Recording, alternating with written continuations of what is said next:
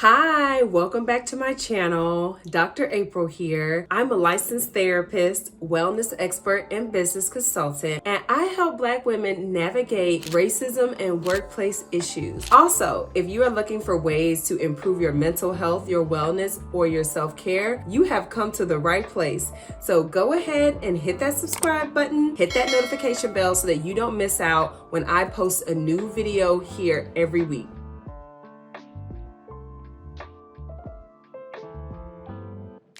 Now, when I say every week, sometimes I will be taking a break or indulging in self-care, so I will not be here. However, I want you to stay up to date. I don't want you to miss anything, okay? I just want you to know in advance that I do not play by my self-care, okay? And neither should you. All right. So in order for you to watch this video and kind of know what's going on, you need to go back and watch the first video. Watch the first video and then come back here to watch this video so that it'll all make sense to you. If you are new here, welcome back. If you've already watched my first video, thank you.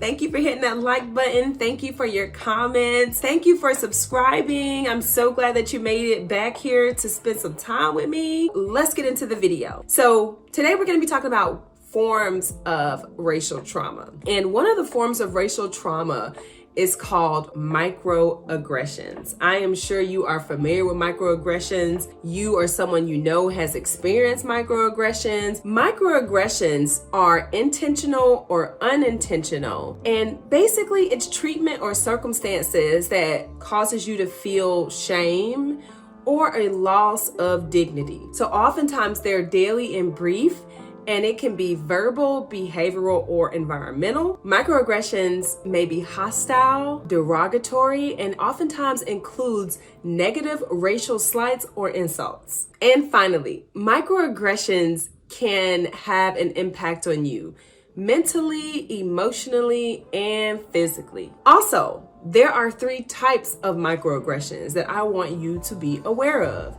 So the 3 types of microaggressions are microassaults, microinsults, and microinvalidations.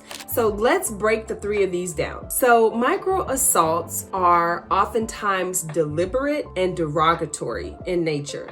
What this means is that a lot of times it is intentional. And it refers to a lot of times calling someone a derogatory remark based on their race or their ethnicity. I'm not going to list or give an example per se. Well, YouTube is gonna block my video. That's the first point. But you get my drift. Like if someone calls you a ninja, then that is an example of a micro assault. So micro assaults tend to be deliberate, they're derogatory, it's meant to be insulting, to hurt you. And a lot of times it refers to a person's race or ethnicity, that derogatory term that person is using. And a lot of times we call that person a perpetrator, but oftentimes, yes, it is going to be something that they deliberately know that's going to get under your skin, that is commonly associated with your race or your ethnicity. Okay, so that is micro assaults. Moving on, micro insults. So micro insults refer to unintentional racial slights or insults, right? So these are, oops, my bad, didn't mean to. The perpetrators oftentimes unaware that they said something derogatory to you. I'll give you an example.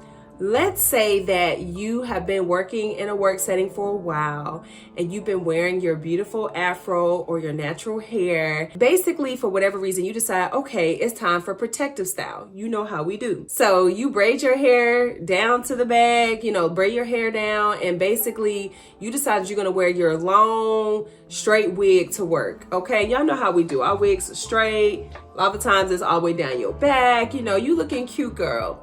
But when you get to work, basically you notice that your colleagues start to say, oh my gosh, I love your hair is beautiful, all of these things, right? Giving you compliments. And so in their mind, they're like, I'm complimenting her, I love her look, this is a nice switch up. All of a sudden realize, like, hold up now, when I had my afro or my natural hair, no one ever said anything about my hair. No one ever gave me a compliment about my hair. So that might be something that was unintentionally said that can hurt you in the long run. Another Another thing that could be considered an unintentional microaggression is somebody asking you, how did you get this job? You know, it could be anything that you notice that when you go home, you remember that thing that was said to you, and then you find yourself simmering in it, contemplating, was it intentional? Was it unintentional? Should you say something? Should you not say anything?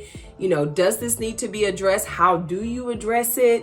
So oftentimes when you're kind of going through those emotions and you're having those thoughts about the incident or the situation that occurred or the comment that was said, a lot of times that is a sign that basically it was more than likely an unintentional microaggression, okay? So that is it is an unintentional microaggression, but basically that's an example of a micro insult. Okay, so it was unintentional, but it still hurt you at the end of the day. And the last one, microinvalidations. Microinvalidations tend to be the most insidious, right? Or the most harmful. And they are also the most damaging. I'll give you an example. Let's just say you've been at your job now for a while. You've been there for years. You've put in the work, and you notice that everyone else around you is getting promoted except you. You are constantly overlooked for that promotion that you know you deserve. Okay, so that can be an example of a microinvalidation, right? It makes you probably feel unseen, unheard, alienated, excluded. You might feel powerless.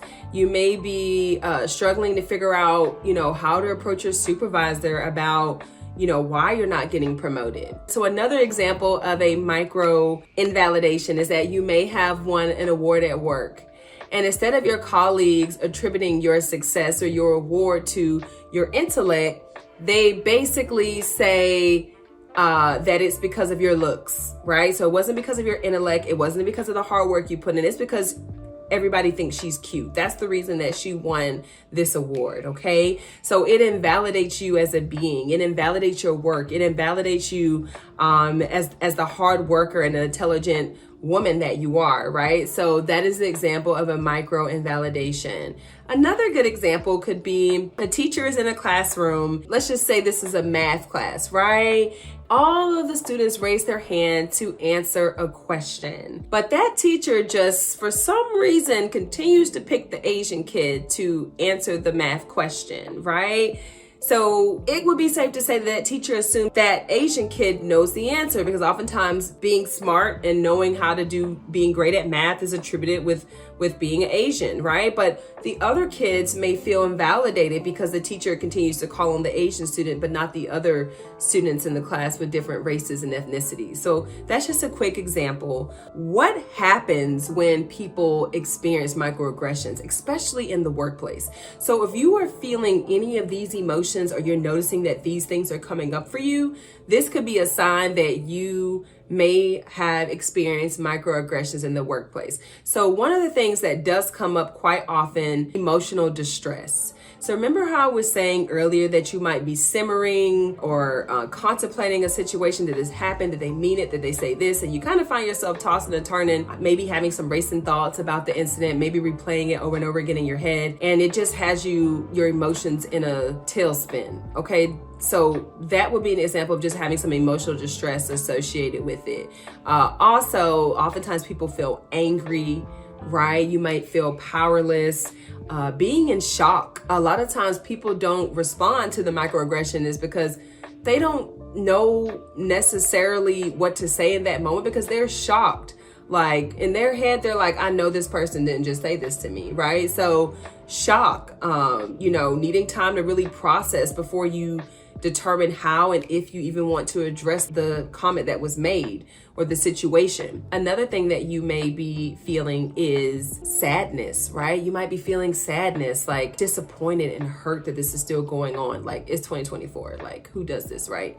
You might be thinking like, this is too much. Like, I can't believe this is happening here in my workplace, right? So sadness, even frustration. You might feel frustrated, like, how do I deal with this? Like, tired of this happening. I don't know what to do. So a lot of times that's where that powerlessness comes into play. And then also you may feel isolated or withdrawn. So perhaps you notice yourself having lunch in your car by yourself, or you may be avoidant with some of your colleagues. So instead of having lunch or going out to have lunch with your colleagues, you may decide that, you know what, I'm going to have lunch in my office with my door closed. I don't want to be bothered by these people.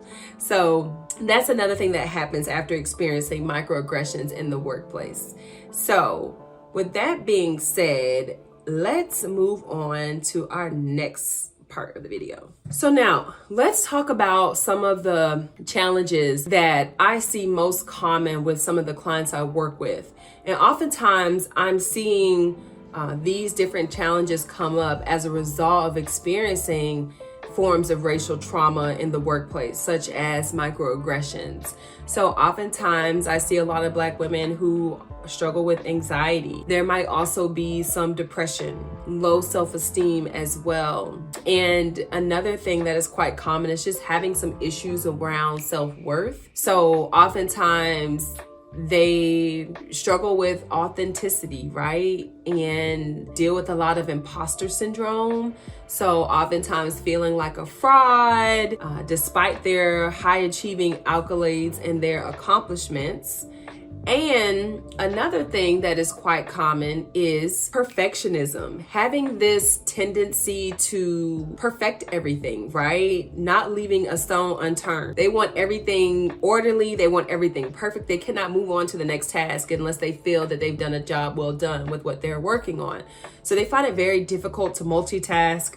Another thing is that they're very afraid of making mistakes, right? So don't want to make mistakes. Ultimately, they don't want to be seen as a failure, right? So perfectionism is another big thing that I see commonly. And lastly, another thing that I see commonly is overworking. There's this tendency to overwork, overdo, overbe. And a lot of times what I'm finding is with the overworking is they're picking up their colleagues' slack. So they're doing other people's job, not just their job, but other people's jobs. They tend to take work home, carrying your briefcase, your rolling cart, all that home to do work at home. Like, no, leave your work at home. They do not pay you to do work at home, okay? With that being said, these are just some of the common challenges that occur as a result of experiencing those microaggressions in the workplace. And now as we approach the end of the video, we have covered so far, we talked about forms of racial trauma, what are microaggressions, the 3 types of microaggressions, what feelings come up after experiencing microaggressions in the workplace, and the last thing that we discussed, some of the mental health challenges that come up frequently for the clients that I work with around experiencing microaggressions in the workplace. And so, thank you so much for watching this video. Thank you so much for watching until the end. Again, if you have not watched the previous video, go back and watch that previous video. It'll really help give you a little bit more context with this first video and what we discussed. And I just thank you. If you found this video very helpful, hit that like button, comment, make sure you share it with someone who needs to hear this, or someone who could benefit from this information. Also, don't forget, if you have not subscribed, go ahead and subscribe. This content is super valuable. You need this information, and I'm sure you know a friend that also needs this information.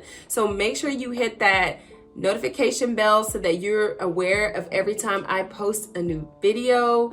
And also, I want you to know that there are resources available to help and support you. I do have racial trauma resources on my website. If you click that link in the description box and then you hover over therapy, click on racial trauma, and if you scroll down towards the bottom of the page, you will see a plethora of resources that you can use to help educate you on racial trauma and coping with racial trauma. There's tons of books as well that I have that will definitely give you a little bit more insight into education, because I think that ultimately we have a responsibility in our racial healing journey, right? So the more you educate yourself, the more information that you obtain, the better equipped you will be. In addition to that, if you are experiencing a workplace issue and you want to have some one-on-one support and you need some help navigating whatever that issue is at work, especially around racism and discrimination, I can definitely help you. You can book a one-on-one consultation with me or a workplace consultation so that I can answer all of your questions and help guide you through whatever situation you might be experiencing.